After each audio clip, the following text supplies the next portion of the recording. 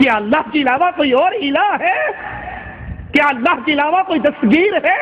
کیا اللہ کے علاوہ کوئی داتا ہے؟ کیا اللہ کے علاوہ کوئی رزاق ہے؟ قل هاتوا برہانکم ان کنتم صادقین، اور اگر تم کہو نہیں ہمارا خواجہ رزق دینے والا ہے، لاہور والوں کا حجویری داتا ہے، ملتان والوں نے شاہ شمس تبریز سے ہی جھولیاں بھر لی ہیں، ہر کسی نے اپنے اپنے خزانوں کا مالک بنا رکھا ہے، تو قرآن کا سوال سنیے، قل ہاتوا برہانکم ان کنتم صادقین، سچے ہو تو دلیل دو۔ اور دلیل پہ کیا ہے؟ جب ہندوستان میں اجمیر والا بابا نہیں آیا تھا، لوگوں کو رزق مل رہا تھا یا نہیں؟ سبحان اللہ سبحان اللہ۔ جب یہ پیدا ہی نہیں ہوا تھا لوگوں کو رزق، اس کے پیدا ہونے سے پہلے اس کے دادے کو کون کھلاتا رہا؟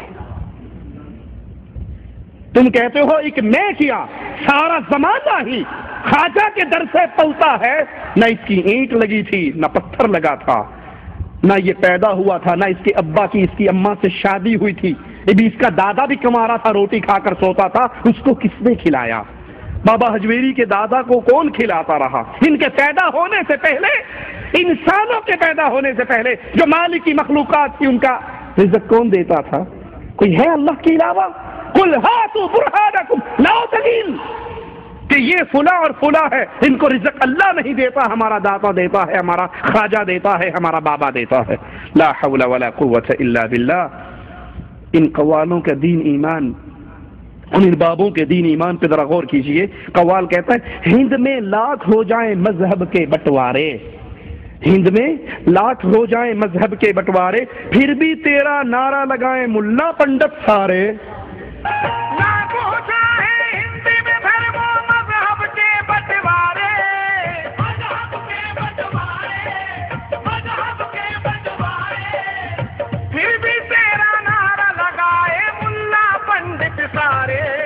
خواجہ کا سکہ چلتا ہے، خواجہ کا سکہ چلتا ہے۔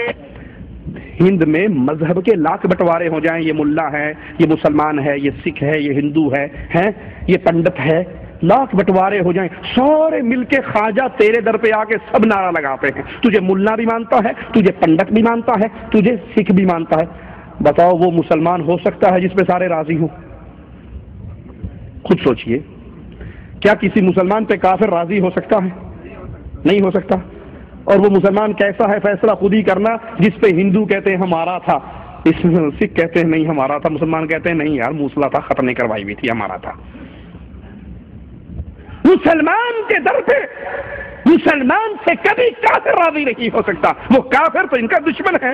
اگر اس نے ہندوؤں کو مسلمان کیا بفرض تمہارے، جی آپ نے کیا ماننا، وہ خواجہ اجمیری ہی تھے جنہوں نے آ کر سب کو کلمہ پڑھایا تھا اور سب کو مسلمان کیا تھا۔ وہ بڑی مشہور کہاوت تھا نا، خواجہ کے مسجد بن رہی تھی، بادشاہ نے اس کا تیل بند کر دیا، چراغوں میں پانی ڈالا، دن میں مزدور کام کرتے تھے، رات کو آگے مسجد بناتے تھے، وہ پانی سے چراغ چلنے لگے تو لوگوں نے کہا بادشاہ سلامت، اس موصلے کی تو مسجد پھر بھی بن رہی ہے۔ کہا اچھا، وہ فوجیں لے کر پہنچ گیا، فوجیں لے کر پہنچا، کہا اس کو بھی گرفتار کرتے ہیں۔ خواجہ صاحب باہر نکلے تو سامنے والی فوج کی طرف گھور کے دیکھا، ابھی دیکھنا ہی تھا، ساری فوج کہہ رہی تھی لا الہ الا۔ دائیں طرف دیکھا، ادھر کی فوج نے کلمہ پڑھ لیا، ادھر دیکھا، ادھر کی فوج نے کلمہ پڑھ لیا، پیچھے مڑ کر دیکھا، اس نے کلمہ پڑھ لیا۔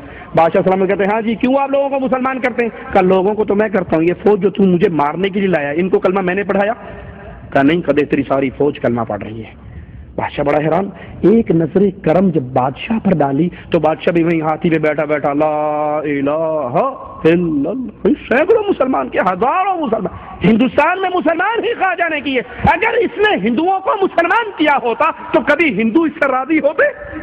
کہتے اس نے تو ہمارے خاندانوں کو موصلہ بنا دیا، اس کا دشمن بنتے۔ یہ کیسا ہے جس میں ہندو بھی راضی ہے، پنڈت بھی راضی ہے، سکھ بھی راضی ہے اور مسلمان بھی راضی ہے؟ اللہ کی قسم یہ شرک کا منظر ہے، یہ شرک کا منظر ہے جو ہندو اپنے مندروں میں کرتے ہیں، وہی تم درباروں میں کرتے ہیں۔ ہندو سمجھتا ہے سیاسی جنگ ہے، اندر سے ہم دونوں بھائی ہیں، ہم کھڑے کو پوج رہے ہیں، یہ لمبے پڑے کو پوج رہا ہے۔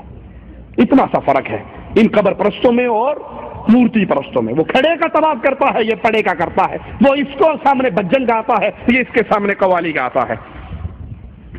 قوال کہتا ہے پڑھی نمازیں رکھے روزے جنت پالی ملا، میں خواجہ کے عشق میں کھویا مل گیا مجھ کو اللہ۔ پڑھی نمازیں، رکھے روزے، جنت پالی ملا، میں خواجہ کے عشق میں کھویا، مل گیا مجھ کو اللہ۔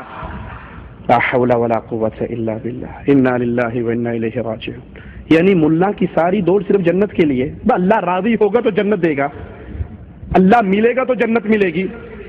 یہ صوفیاء کی اور قوالوں کی جنت سے لڑائی ہے، جنت سے نفرت ہے۔ اور اللہ کے نبی صلی اللہ علیہ وسلم جب نماز کا وقت، دوران نماز آپ ایک قدم آگے بڑھتے ہیں اور ایک قدم پھر پیچھے ہٹے۔ اللہ کے نبی اب آگے کیوں بڑھے؟ کہا مجھے اللہ نے جنت دکھائی تھی جس کی طلب میں آگے بڑھا تھا، پھر مجھے جہنم دکھائی، میں نے اپنا سایہ اس میں دیکھا اور میں 2 قدم پیچھے ہٹا۔ یہ تو نبی ہے جو جنت کے لیے آگے بڑھ رہے، یہ تو نبی ہے جنہوں نے جنت کا تعارف کروایا، اور نبی کے سارے صحابہ اس جنت کے سوالی۔ ان صوفیاء کا کیا عقیدہ ہے؟ رابعہ بصری کہا کرتی تھی کہ جنت کے پانی سے جہنم بجھا دوں، جہنم کی آگ سے جنت جلا دوں، پھر بے لوث ہو کر اللہ کی عبادت کروں۔ پھر تو نے اللہ سے لینا کیا ہے؟ نہ رہی جنت نہ رہی جہنم۔ نمازوں اور روزوں کی توہین کرتے ہوئے کہتا ہے پڑھی نمازیں، روزے رکھے روزے، جنت پالی ملا، میں خواجہ کے عشق میں کھویا، مجھ کو مل گیا اللہ۔ تو یہ خواجہ کے عشق میں کھونے کا طریقہ رسول اللہ صلی اللہ علیہ وسلم نے اپنے صحابہ کو کیوں نہیں سکھایا کہ چھوڑو نمازیں روزے؟ کیوں تم روزے رکھ رہے ہو؟ کیوں تم نمازیں پڑھ رہے ہو؟ نبی جہاد پہ جا رہے ہیں اور کفار سے مقابلہ ہے۔ صحابہ کہتے ہیں اللہ کے نبی ہم جہاد پہ جا رہے ہیں، پتہ نہیں کس ٹائم ہمارا کفار سے ٹاکرا ہو جائے، اور ہم روزے سے ہیں تو کیوں نہ ہم افطار کر لیں، عصر کے بعد کا وقت ہے، نبی صلی اللہ علیہ وسلم دودھ کا پیالہ پی کے روزہ افطار کر لیتے ہیں۔ یہ سفر کے اندر بھی روزہ رکھ کے نبی جا رہے۔ اللہ کے عشق میں آ کر، خواجہ کے عشق میں آ کر تجھے اللہ ملا تو نبی نے اپنے صحابہ کو نماز روزے کی تلقین کیوں کی؟ کیوں کہا صلو کما رأیتمونی اصلی، نماز پڑھو جیسے میں نے تمہیں پڑھ کے سکھائی ہے۔ نبی نے کیوں پڑھی؟ صحابہ نے کیوں پڑھی؟ جبرائیل نے آ کر نبی کو کیوں سکھائی؟ اللہ نے اپنے قرآن میں نماز پڑھنے کا حکم کیوں دیا؟ اہل جہنم کا یہ ماجرا کیوں پیش کیا کہ جنتی پوچھیں گے ما سلککم فی سقر، جہنم میں کیوں آئے؟ تو جواب ملے گا لم نک من المصلین۔ یہ سارے بے نماز قوال اسی جہنم میں پڑے ہوں گے جو کہیں گے لم نک من المصلین، ہم لوگوں سے کہا کرتے تم نماز پڑھو، ہمیں صرف اسی عشق میں رہنے دو۔ صحیح بخاری میں ہے، اس نمازوں سے کیا ملتا ہے سنیے، صحیح بخاری میں ہے، اللہ کے نبی فرماتے ہیں بندہ فرائض کے ذریعے اللہ کے قریب ہوتا ہے اور پھر نوافل ادا کر کے اللہ فرماتا ہے بندہ میرے اور قریب ہو جاتا ہے، یہاں تک کہ میں اس کا ہاتھ بن جاتا ہوں۔ کس طرح قریب ہوتا ہے اللہ کے؟ فرائض کے بعد نوافل کے ذریعے بندہ اللہ کے قریب ہوتا ہے۔ اور یہ ظالم کہتے ہیں پڑھی نمازیں رکھے روزے، جنت پالی ملا، ہم تو خواجہ کے عشق میں جا کر اللہ سے ملے ہیں۔ پڑھی نمازیں روزے رکھے جنت پالی ملا، میں خواجہ کے عشق میں کھویا، مل گیا مجھ کو اللہ اللہ، یا خواجہ کا سکہ چلتا ہے۔ انا للہ و انا الیہ راجعون۔ قوال کہتا ہے خواجہ کا دیوانہ جس دن سے میں ہو گیا، اس دن سے ہو گیا کردار صاف میرا، کعبہ بھی کر رہا ہے آ کے طواف میرا۔ خواجہ کا میں دیوانہ جس دن سے ہو گیا ہوں، اس دن سے ہو گیا ہے کردار صاف میرا، بچہ کوئی دیکھے خواجہ کی عنایت، کعبہ بھی کر رہا ہے آ کر طواف میرا، مجھے چڑھ گیا چشتی رنگ رنگ۔ لا حول ولا قوت الا باللہ۔ کیا مراد؟ کہ جس کا کردار صاف ہو جائے کعبہ اس کا طواف کرتا ہے، اور جو کعبے کا طواف کرتا ہے ان کا کردار صاف نہیں ہوتا نا۔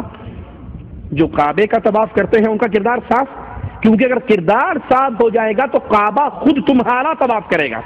حشت بہشت ایک کتاب ہے جس کے اندر رابعہ بصری کا قصہ لکھا ہے کہ رابعہ بصری ایک پیر صاحب جب دین کی طرف آئے، 2 قدم چلتے 2 رکعت پڑھتے، 2 قدم چلتے 2 رکعت پڑھتے، پتہ نہیں کتنے سال تک چلتے چلتے مکہ شریف پہنچے۔